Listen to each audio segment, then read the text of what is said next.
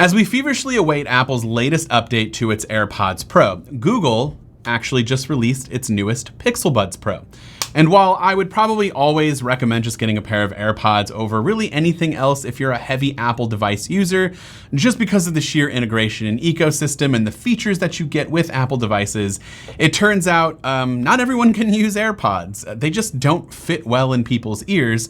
And so it's time to look at other options like these new Pixel Buds Pro. Now, for $200, you'll get this very tiny box that contains your earbuds that have a very similar design to the Pixel Buds A series that we checked out last year. These are Google's first pair of true wireless headphones that feature premium features like active noise cancellation. Now, before we touch on active noise cancellation even further, we should go over the design just real quick. And the fit is also, along with the design, very similar to that A series as I just mentioned. And honestly, it fits really well. It's very snug without being too forceful and causing ear pain. I think it fits just as well as AirPods Pro do for me, and they stay in just as well as AirPods Pro 2, especially during some more active situations. Overall, I do like this design. I mean, they're pretty much like a lot of other brands that are not AirPods. I can't get them out here, but like, they have that bean shape, very similar to the Samsung Galaxy Buds. I really do like them, and I think they would kind of be more comfortable and familiar to those who have a wider variety of ear shapes that are out there in the world that can't wear AirPods. And so these would be a good fit for those people like you. And again, they're just as comfortable to me as AirPods Pro. Now, when it comes to my time using an Android device with the Pixel Buds Pro, this is honestly where you're going to get the most AirPods-like experience. You'll get access to an app that can offer up far more customization options, like the ability to mess around with the touch controls, find if your device gets lost or missing, adjust noise cancellation, and there's a built-in EQ so that you can tailor the sound to your personal preferences. You also get multi-point audio switching, meaning if you have, an Android tablet and an Android phone, you can switch between those devices pretty quickly just via one touch, and it also does it automatically. So your Pixel Buds Pro can just be attached to two devices at one time and have that seamless switching. Now, out of the box and connected to an iPhone, you can switch between ANC and transparency by long pressing either earbud. A single tap will pause, a double tap will skip the tracks, and triple will go back. And sliding your finger kind of backwards and forwards as opposed to up and down will adjust the volume level. When it comes to active noise cancellation, I actually think these are quite good. It does seem to let in a bit more of the higher frequencies compared to the AirPods Pro when I was testing them out at a local coffee shop that was actually pretty busy. I did notice that you can hear a little bit more of like the grinder from the coffee and the espresso being made, more with the Pixel Buds Pro over the AirPods Pro. But overall, I think it's pretty much right up there for the most part with other headphones that I've tested and just below ANC on the AirPods Pro. The cool thing about Google's take on ANC is apparently these earbuds are powered by a custom processor with custom algorithms and custom speakers, and so the ANC uses Google's silent seal technology to maximize the outside noise being blocked. That is, according to Google. It's kind of hard to pick up on when that's actually happening and whether it's adjusting on the fly or not, but I'll just take the company's word for it. When it comes to transparency, on the other hand, the Pixel Buds Pro are not so good. These are just not there yet. There's so much room for improvement though, so hopefully, I guess that's the bright side that we can look at, is that these could get better. Not sure if you can even do that with software. I think it's gonna need to be a software-hardware combo. But I will just say that these are not it. It's a very poor implementation of transparency, at least when you compare it again to what I think is the gold standard. And no, not because this is an Apple channel or because I'm sort of Apple fanboy or whatever. It's just these are kind of the gold standard in transparency. I can hear so much more.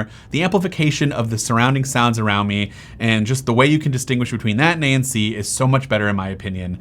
When I switch between ANC and transparency on the Pixel Buds Pro, honestly, if there wasn't an indicator noise happening to let me know that I've made the switch, I probably wouldn't be able to tell. And so that's not great. But right now, I just wouldn't recommend these if transparency is like a huge feature that must be nailed right. Hello, it's Dan from the future. I just wanted to quickly give a little bit of an update on the transparency. When I tested that, I was in a relatively noisy environment, but in a coffee shop, and it kind of came and went. And so during my testing, it might not have been as noisy as I thought. And I I really couldn't tell a difference between transparency being turned on or being turned off. But in my office here, we actually have a pretty loud HVAC system that's constantly running. And I did notice quite a difference when going between active noise cancellation, transparency there. The sound did become amplified. So I think it's just going to depend based on your environment and different sounds. It's still not as good as some of the other headphones that I've tested out there, but it's not as bad as it was when I originally tried it.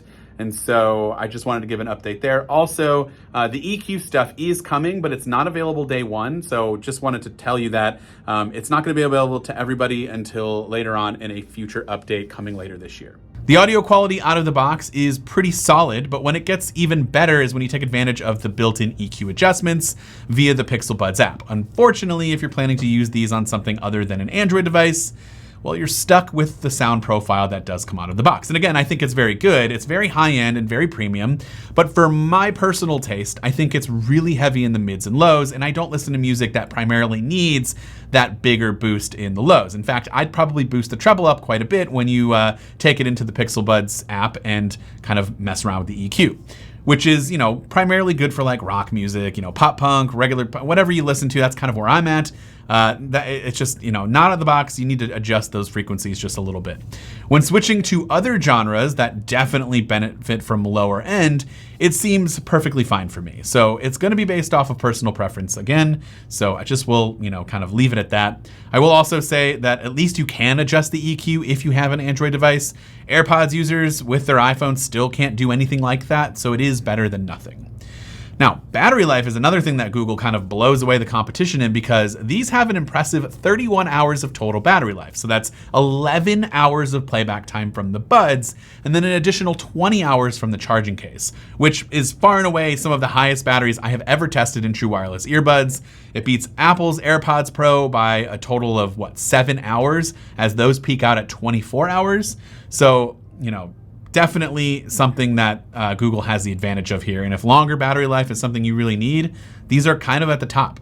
Speaking of the charging case, you can actually use wireless charging, which is nice, and it charges via a USB-C cable. And last but not least, microphone quality. I know a lot of you are going to ask me, so here's what it would sound like if you were talking to me on the other end, and here's what the call quality would be if I was wearing the Pixel Buds Pro or the AirPods Pro. Please let me know by dropping a comment down below which one you think sounds better. This is a test of the Google Pixel Buds Pro. This is obviously the microphone, so this is what it would sound like for call quality. And whenever you're just in a phone call, and if you want to know what it sounds like on the other end, this is what you're getting. Of course, let me know in the comments down below. And next up, we'll have the AirPods Pro. And this is the microphone test for the AirPods Pro. So again, I'm in my office. It does have that loud HVAC system, so maybe you can kind of see how well it does with isolating some of that louder, more constant background noise. But overall, this is what it would sound like if maybe you were walking around your house and you were taking a bunch of phone calls using either your AirPods Pro or your Google Pixel Buds Pro. So, what do you think? I personally think these are the new AirPods for Android and the headphones to beat if you're a non-iPhone user. If you're looking for something that fits your ears better than AirPods but still use an iPhone, Mac, or an iPad, then these might be a good option for you, though you will lose out on a lot of different functionality and very specific Android features, which is a little bit of a bummer. Maybe one day Google will kind of port over the app to iOS so you can customize the EQ or adjust the controls. And then these could be a top-notch offer. But right now, it's really hard for me to say don't get an AirPods Pro, which you could probably find for cheaper at like $179 is usually the price point right now, even though these retail for $250, and these just came out yesterday for $200. So I don't know. It's going to be all about the fit. It's going to be a lot about the platform that you're on, and whether or not you can sacrifice not having the ability to customize those features and just kind of get with the sound profile that you get out of the box, as well as the features. So overall, let me know in the comments down below. This has been Dan with MacRumors. Thanks so much for watching, and I hope to see you around in the next video.